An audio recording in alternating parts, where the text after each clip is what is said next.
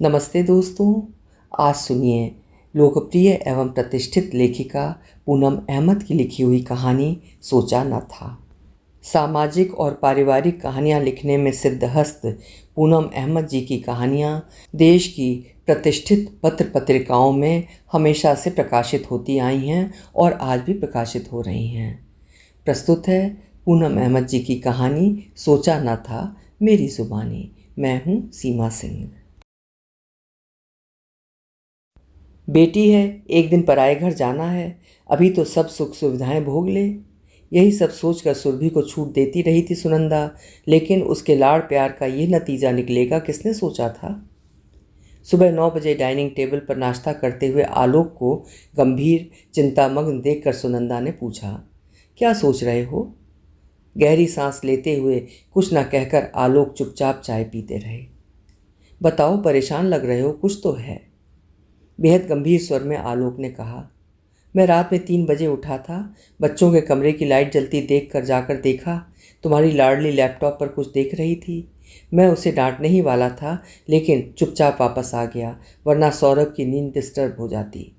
तुम्हारी लाडली की वजह से वैसे भी रात को उसकी नींद खराब होती रहती है। तुम्हारी ही जिद पर मैंने सुरभि को लैपटॉप लेकर दिया था कि उसे प्रोजेक्ट बनाने होते हैं। मैंने तो लैपटॉप पर उसे हमेशा कोई ना कोई शो ही देखते देखा है। सुनंदा चुप रही। जानती है कि सुरभि को रात में कोई ना कोई शो देखने का चस्का लग गया है। वो भी गुस्सा होती है, पर जब सुरभि का चेहरा देखती है उसे डांटने का मन नहीं करता। आलोक फिर बोले, मुझे उसकी आदतें बिल्कुल पसंद नहीं हैं, फिर कह रहा हूँ उसे समझाओ कि ये कैरियर बनाने का समय है। हाँ, समझाऊंगी उसे। तुम समझ चुकी? कहकर आलोक ऑफिस चले गए। सुनंदा रोज के काम निपटाती हुई बच्चों के रूम में गई। स्कूल जाने से पहले सौरभ रोज की तरह अपना सारा सामान संभाल कर रख गया था, लेकिन पूरे कमरे में सुरभि का सामान यहाँ वहाँ बिखरा पड़ा था। सीख लेगी, बच्ची ही तो है, सोचकर सुनंदा ने ही रोज की तरह उसका सामान संभाला, पर साथ ही साथ ये भी सोच रही थी सौरभ से 3 साल बड़ी है सुरभि, पर दोनों के स्वभाव आदतों में ज़मीन आसमान का अंतर है। कोई बात नहीं, सब सीख ही लेती हैं लड़कियां समय के साथ। दोनों स्कूल से 4 बजे तक वापस आए। सुरभि आते ही शुरू हो गई, क्या बोरिंग जगह है स्कूल, कितनी बोरियत होती है क्लास में बैठे बैठे। मैं तो आज आखिर के 3 पीरियड लाइब्रेरी में छिपकर नॉवेल ही पढ़ती रही। क्या? हाँ माँ, बिल्कुल मन नहीं कर रहा था पढ़ने का। एक दिन तो ठीक है, अब रोज रोज ये मत करना। क्या फ़र्क पड़ जाएगा, किसी फ्रेंड से नोट्स ले लूँगी। नहीं बेटा, पढ़ाई पर ध्यान दो। तुम रात में शो क्यों देख रही थी? तुम्हारे पापा बहुत नाराज़ हैं तुमसे। उन्हें तो मेरी हर बात पर गुस्सा आता है, पर 2 महीने बाद ही तो तुम्हारी 12वीं की बोर्ड की परीक्षाएं हैं, अब पढ़ना ही चाहिए। माँ, मुझे मत बताओ कि मुझे क्या करना है, जब मन होगा पढ़ लूँगी। सौरभ इस बीच फ्रेश होकर अपना हर सामान यथास्थान रख टेबल पर रखा दूध और नाश्ता खाकर खेलने जाने की तैयारी करने लगा। बीच बीच में सुनंदा को अपने टेस्ट के नंबर बताता जा रहा था। पूरे ड्राइंग रूम में सुरभि के जूते, मोजे, बैग, रिबन फैले थे। सुनंदा ने कहा, सुरभि, आज से अपना सामान तुम ही रखोगी। प्लीज़ माँ, आप ही रख दो ना। कहते हुए सुनंदा के गले में बाहें डालकर चिपट गई तो सुनंदा हमेशा की तरह पिघलती चली गई। अच्छा ठीक है मेरी प्यारी मम्मा, कहकर टीवी देखते हुए नाश्ता करने लगी। सुरभि 5 बजे सोने के लिए लेट गई। आलोक 6 बजे ऑफिस से आए, पूछा, बच्चे कहाँ हैं? सौरभ खेलने गया है, सुरभि सो रही है। इस समय उसे मत सोने दिया करो। रात में सोने या पढ़ने के बजाय लैपटॉप पर बैठी रहती है या फ़ोन रहता है हाथ में। पता नहीं मैंने तुम्हारे कहने पर लैपटॉप और फ़ोन क्यों खरीद कर दे दिया। आप चिंता मत करो, पढ़ लेगी, अभी आराम करने दो उसे। जीवन में वो आराम ही तो कर रही है। सुरभि 6:30 बजे सोकर उठी, फिर टीवी देखने बैठ गई। आलोक ने कहा, सुरभि, अब पढ़ाई पर ध्यान दो, बहुत कम समय बचा है। पढ़ लूँगी पापा, अभी बहुत दिन हैं। सौरभ आकर होमवर्क करने को बैठ चुका था। आलोक ने कहा, सुरभि, अब मैं तुम्हें लैपटॉप पर या फ़ोन पर टाइम ख़राब करते ना देखूं, समझी? मम्मी देखो ना। अरे पढ़ लेगी, 10वीं में भी तो उसके 95% मार्क्स आए थे। हाँ, तब वो पढ़ती थी, उसका दिमाग तेज़ है, जानता हूँ, पढ़ेगी तो अच्छे मार्क्स ही आएंगे। पर पढ़े तो, मैं तो उसे हमेशा टाइम ख़राब करते ही देखता हूँ। अच्छा, अभी ये टॉपिक बंद करो, सुरभि अब पढ़ना शुरू करो। सुनंदा ने कहा तो सुरभि का मुंह लटक गया। मम्मी आप भी पापा की तरह शुरू हो गई। सुनंदा फिर नरम पड़ गई। अच्छा चलो ये टॉपिक अब ख़त्म करो। आलोक ने सुनंदा को नाराज़ निगाहों से देखा, जिसे नज़रअंदाज कर सुनंदा किचन में चली गई। सुनंदा किचन में काम करते हुए सोचती रही कि उसने दोनों बच्चों की परवरिश में रात दिन एक किए हैं। उच्च शिक्षित होते हुए भी सिर्फ बच्चों पर ध्यान देने के लिए कभी कहीं जॉब करने की भी नहीं सोची। दोनों बच्चों को एक जैसे प्यार और देख रेख से पाला है, फिर दोनों बच्चों में इतना फ़र्क क्यों है? सुरभि जहाँ हर बात में निराश करती है, वहीं सौरभ की हर आदत, हर बात प्रशंसनीय है। पर हाँ, जब सुरभि की बात होती है वो सचमुच उसका जायज़ नाजायज़ साथ देती है। हर बार यही सोच लेती है, लड़की है, कल विवाह करके चली जाएगी, फिर कहाँ कैसे रहेगी क्या पता, कम से कम यहाँ तो हर सुख सुविधा में पले बढ़े। परीक्षा के 1 महीने पहले सुरभि ने ऐलान किया, मुझे मैथ्स की ट्यूशन चाहिए। आलोक चौंक पड़े। अब जब सारे बच्चे आराम से रिवीजन कर रहे हैं तुम्हें ट्यूशन याद आई है? मैंने तुमसे कितनी बार पूछा था, तुमने यही कहा था कि मैं सब कर लूँगी, अब क्या हो गया? बाकी लोगों ने जहाँ ट्यूशन लगाई थी वहाँ 7 बजे का टाइम था, ट्यूशन के लिए मुझे इतनी सुबह नहीं उठना था। आलोक को बहुत तेज़ गुस्सा आया। सुनंदा ने फ़ौरन बात संभाली। चलो जो हो गया सो हो गया, अब कहाँ और कब हैं क्लासेस? अब 10 बजे का टाइम है। आलोक को किसी तरह समझ बूझकर सुनंदा ने फ़ीस जमा करवा दी, पर अब भी सुरभि का आलसी लापरवाह स्वभाव बना रहा।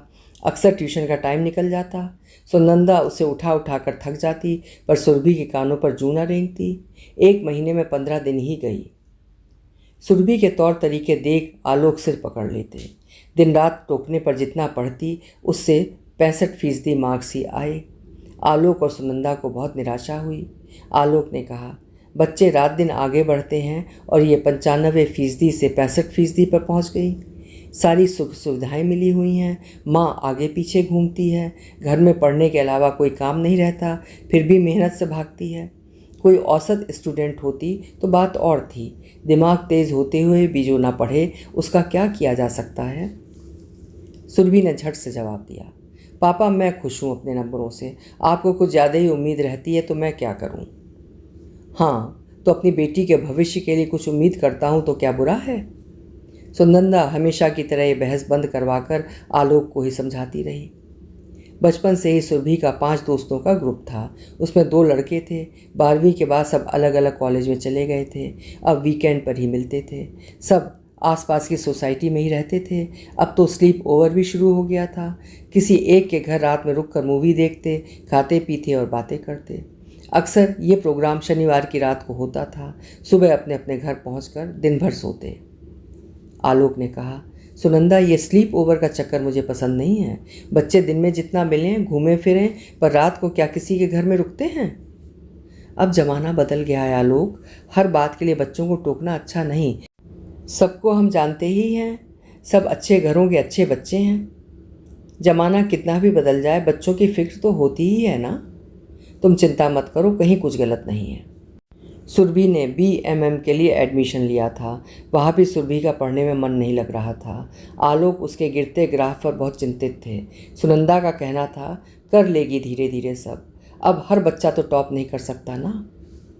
सुनंदा ऐसा नहीं है कि उसका दिमाग कमज़ोर है, उसका दिमाग तेज़ है, इसलिए उसके ख़राब नंबर मुझसे सहन नहीं होते। और एक सौरभ है, अपने स्वभाव हर आदत में एक शानदार बच्चा, उसे पढ़ने के लिए कहने की भी ज़रूरत नहीं पड़ती। उसकी फर्स्ट पोजीशन लगातार बनी हुई है। सुरभि ने आलस कामचोरी की हद कर रखी है। सुनंदा भी इस बार गंभीर थी, वो भी तो थकने लगी थी। उसे चुप देख आलोक ने फिर कहा, तुम उसे बहुत लाड प्यार करती हो सुनंदा, उसी का फ़ायदा उठाती है वो। क्या किया जाए, तुम उसकी साइड लेकर खड़ी हो जाती हो। इसके बाद काफ़ी सोच विचार के बाद सुनंदा ने सुरभि से बातें की। लैपटॉप पर देखे गए शोज़, मूवीज़, किसने क्या ट्वीट किया, यही सब सुरभि के शौक़ थे। उसकी दुनिया यही चीज़ें थीं। वो अपने 4 दोस्तों को छोड़कर बाकी सबकी कमियां गिनाती। वो अपने आप को बिल्कुल परफेक्ट समझने वाली एक जिद्दी व गुस्सैल लड़की हो चुकी थी। पिता का जिक्र छिड़ते ही चिढ़ जाती। मम्मी आप पापा की बात तो रहने ही दो, उन्हें तो मुझ में बस कमियां ही कमियां दिखती हैं। पर बेटा वे तुम्हारे दुश्मन तो नहीं हैं, बातें तो वैसे ही करते हैं, उन्हें मेरा चैन से जीना पसंद ही नहीं है। जब भी सुरभि को समझने की कोशिश की जाती घर का माहौल ख़राब हो जाता। सुनंदा सिर पकड़ लेती। सौरभ पर भी सुरभि चिल्ला पड़ती। माँ से भाई की बुराई शिकायतें करने के लिए उसके पास बहुत सी निरर्थक बातें थीं। उसका मन होता तो कॉलेज जाती, नहीं तो दिन भर आराम करती। रात में फिर वही चीज़ें लेकर बैठ जाती। माता पिता दिन रात क्या कह रहे हैं इसकी कोई चिंता नहीं थी उसे। किस सेलिब्रिटी ने क्या ट्वीट किया है उसमें ज़्यादा रुचि थी। सुनंदा अक्सर परेशान हो जाती, कहाँ गलती हो गई, ये क्या होता जा रहा था। एक दिन सुरभि ने कहा, मम्मी कॉलेज में एक नए दोस्त ने हम 15 लोगों को बर्थडे पार्टी पर बुलाया है डिनर पर। कहाँ? एक क्लब में। नहीं जाना है। मम्मी प्लीज़, कभी इस तरह कहीं नहीं गई, लड़कियां तो पता नहीं कहाँ कहाँ घूमती हैं, जाने दो ना। नहीं, तुम्हारे पापा मना करेंगे। उन्हें मत बताना मम्मी, प्लीज़ प्लीज़, आप ही तो मेरी हर बात समझती हैं, प्लीज़ आने दो ना। कहकर सुरभि सुनंदा से चिपट ही गई। सुरभि का प्लीज़ प्लीज़ जारी रहा तो सुनंदा ढीली पड़ गई, बोली, मुझे सोचने दो। नहीं माँ, मैं जा रही हूँ बस, पापा पूछेंगे तो बता देना कि आज रिया के घर में स्लीप ओवर है। तो क्या तुम सुबह आओगी? ओ नहीं, आप कहना रिया के घर डिनर है, लेट आएगी, चाबी लेकर गई है। सुनंदा ने बेमन से ही सही हाँ में सिर हिला दिया। पता था अब वो जाकर ही मानेगी, ज़्यादा मना किया तो झूठ बोलना शुरू कर देगी। सौरभ इस समय घर पर नहीं है। सुरभि तैयार होकर निकल गई। आलोक ने पूछा तो सुनंदा ने झूठ बोल दिया। 10:30 बजे के आसपास आलोक और सुनंदा सोने लेट गए। सौरभ भी सोने के लिए लेट हो चुका था। आलोक ने कहा, सुनंदा तुमने सुरभि को कुछ ज़्यादा ही छूट दे रखी है। सुनंदा चुप ही रही। और ये स्लीप ओवर तो मुझे बिल्कुल ही पसंद नहीं है। सुनंदा अब भी चुप ही रही। उसका मन आज उदास था। पहली बार आलोक से झूठ बोलने का अपराध बोध उसे खा रहा था, पर बेटी के लाड़ प्यार के हाथों सचमुच मजबूर हो गई थी। आंख लगी ही थी कि घर का लैंडलाइन फ़ोन बज उठा। रात के सन्नाटे में असमय फ़ोन की घंटी से आलोक को कुछ चिंता सी हुई। वे भागे, फ़ोन उठाया। उधर से जो भी कहा गया, आलोक के चेहरे की हवाइयाँ उड़ गईं। वे बुद्ध बने सुनंदा को आते देखते रहे और हम आ रहे हैं कहकर फ़ोन रख दिया। सुनंदा अब घबराई, क्या हुआ? आलोक कुछ नहीं बोले। झटके से उठकर कमरे में गए और जल्दी जल्दी कपड़े बदलने लगे। सुनंदा पीछे पीछे आई। क्या हुआ, बताओ ना आलोक। तुम्हारी लाडली जिस पार्टी में गई है वहाँ रेड की है पुलिस ने। ड्रग्स मिले हैं बच्चों के पास। पुलिस सबको थाने ले गई है, वहीं से फ़ोन था। कहते हुए आलोक ने जलती निगाहों से सुनंदा को घूरा। वो अपमानित शर्मिंदा सी बिलख बिलख कर रो पड़ी। अब माँ बेटी खुश हो ना, ऐसा कुछ तो होना ही था। मैं भी चल रही हूँ। नहीं, तुम रहने ही दो प्लीज़, कहकर रोती हुई सुनंदा झटपट कपड़े बदल कर बोली, सौरभ को उठा दूँ? नहीं, उसे सोने दो, बहन की करतूत पता ना चले तो ही अच्छा है। आलोक के पीछे पीछे चल पड़ी सुनंदा। उसकी आंखों से पश्चाताप के आंसू बहे चले जा रहे थे। वो बार बार आलोक से माफ़ी मांग रही थी। कार में बैठते हुए भी बार बार एहसास हो रहा था कि ये सब उसी की ज़रूरत से ज़्यादा लाड़ प्यार के कारण हुआ है। ज़रूरत से ज़्यादा खाद पानी से तो पौधा भी गल जाता है। सुरभि अभी तक ड्रग्स वगैरह के चक्रों से दूर है, ये विश्वास तो सुनंदा को था, लेकिन बात यहाँ तक पहुँचेगी ये तो आशा भी न थी। अनावश्यक लाड़ प्यार का ये परिणाम सामने आएगा, ऐसा तो कभी सोचा ही नहीं था। अभी आप सुन रहे थे पेरेंटिंग के ऊपर लिखी हुई पूनम अहमद जी की शिक्षाप्रद कहानी सोचा न था। अनावश्यक लाड़ प्यार बच्चों को कितना जिद्दी और उच्छृंखल बना देते हैं, इस कहानी से समझ में आता है। आपको कहानी कैसी लगी कमेंट सेक्शन में अपने विचार ज़रूर लिखिएगा। कल फिर मिलेंगे। आपका समय शुभ हो।